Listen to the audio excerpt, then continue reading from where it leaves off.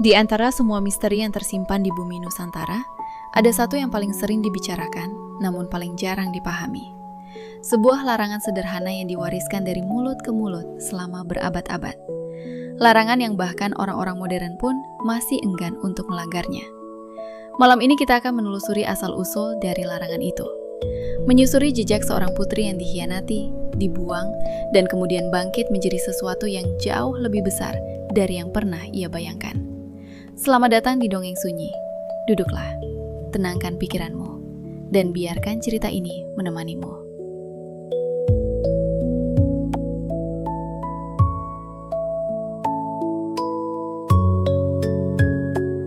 Di sepanjang pesisir selatan Pulau Jawa, ada sebuah larangan yang diwariskan turun-temurun dari generasi ke generasi.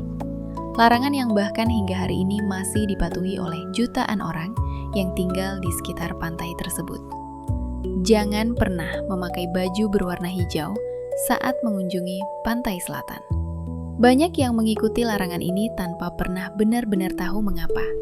Dan di balik larangan itu, tersimpan sebuah kisah yang jauh lebih tua dari ingatan manusia manapun yang masih hidup hari ini.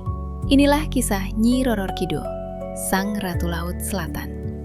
Jauh sebelum kerajaan-kerajaan besar berdiri di tanah Jawa, hiduplah seorang putri kerajaan yang kecantikannya tiada tara.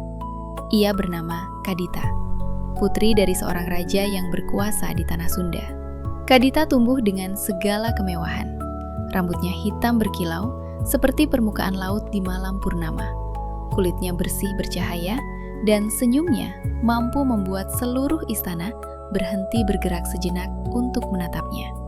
Tapi kecantikan Kadita bukan hanya mengundang kekaguman, ia juga mengundang iri hati. Para selir ayahnya tidak bisa menerima kenyataan bahwa Kadita lebih dicintai oleh sang raja dibanding putra-putri mereka sendiri. Dan dari rasa iri yang mengendap bertahun-tahun itulah, sebuah rencana gelap mulai dirajut dalam diam. Suatu malam, para selir itu mendatangi seorang dukun sakti yang tinggal di tepi hutan.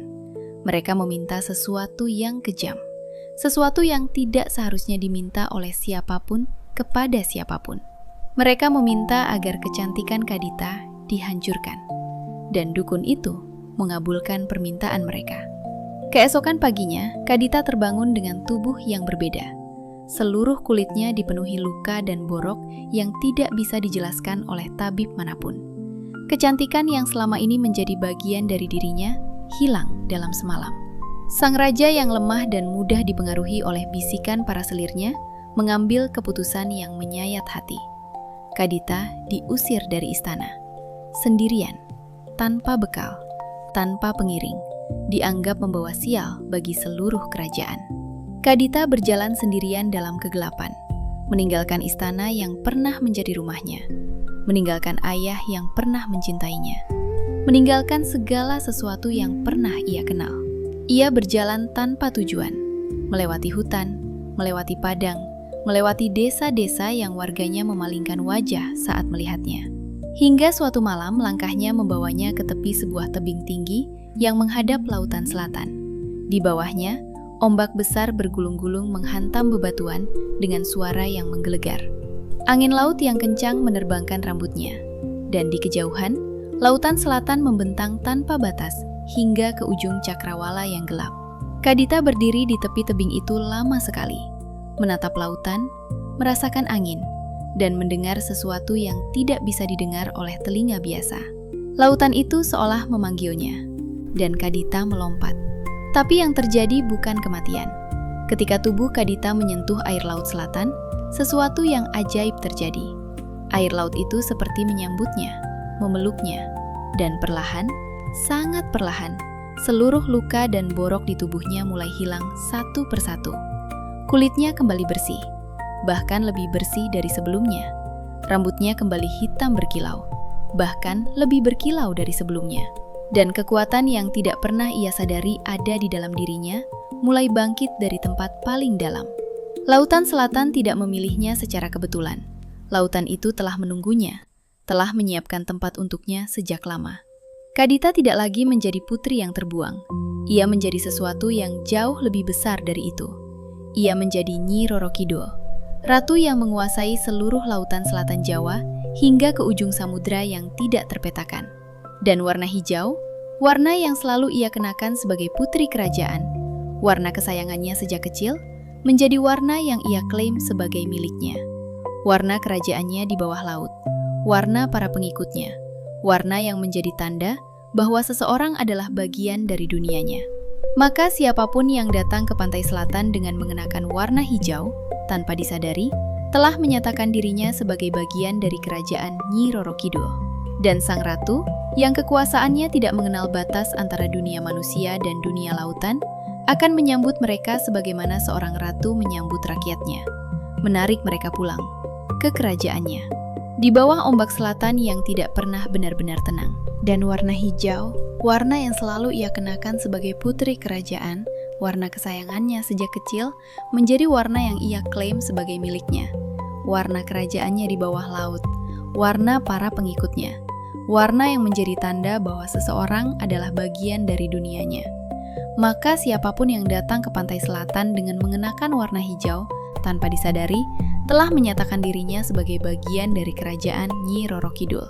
Dan sang ratu, yang kekuasaannya tidak mengenal batas antara dunia manusia dan dunia lautan, akan menyambut mereka sebagaimana seorang ratu menyambut rakyatnya, menarik mereka pulang ke kerajaannya, di bawah ombak selatan yang tidak pernah benar-benar tenang.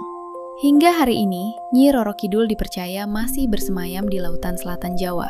Beberapa hotel besar di Yogyakarta bahkan menyediakan kamar khusus untuknya, kamar yang tidak pernah disewakan kepada tamu manapun. Para nelayan di pesisir selatan masih membawa sesaji ke tepi pantai di malam-malam tertentu, bukan karena tahayul, tapi karena penghormatan kepada sesuatu yang lebih tua dan lebih dalam dari apapun yang bisa mereka pahami.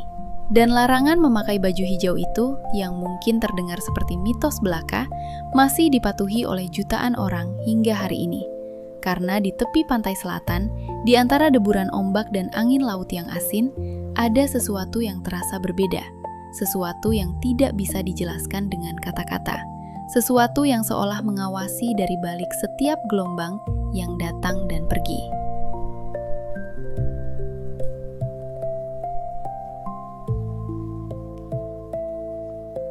Kisah Nyi Roro Kidul mengajarkan kita bahwa pengkhianatan dan penderitaan tidak selalu menjadi akhir dari segalanya. Karita kehilangan segalanya dalam semalam, kecantikannya, rumahnya, bahkan cinta ayahnya.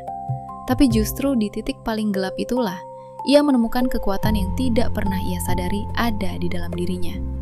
Hidup tidak selalu adil, tapi mereka yang mampu bangkit dari luka yang paling dalam, seringkali menjadi sesuatu yang jauh lebih besar dari yang pernah mereka bayangkan. Demikianlah kisah yang melatar belakangi sebuah larangan sederhana yang hingga hari ini masih dipatuhi oleh jutaan orang di sepanjang pesisir selatan Jawa. Sebelum kita berpisah malam ini, perlu diketahui bahwa seluruh cerita yang hadir di sini, termasuk nama tokoh, kejadian, dan tempat di dalamnya, adalah fiksi yang terinspirasi dari legenda dan cerita rakyat Nusantara. Kesamaan nama atau kejadian dengan kenyataan hanyalah kebetulan semata. Semoga cerita malam ini menemanimu dengan tenang. Semoga mimpimu indah, dan semoga esok hari kamu bangun dengan hati yang sedikit lebih kuat dari hari kemarin. Sampai jumpa di cerita berikutnya, di Dongeng Sunyi.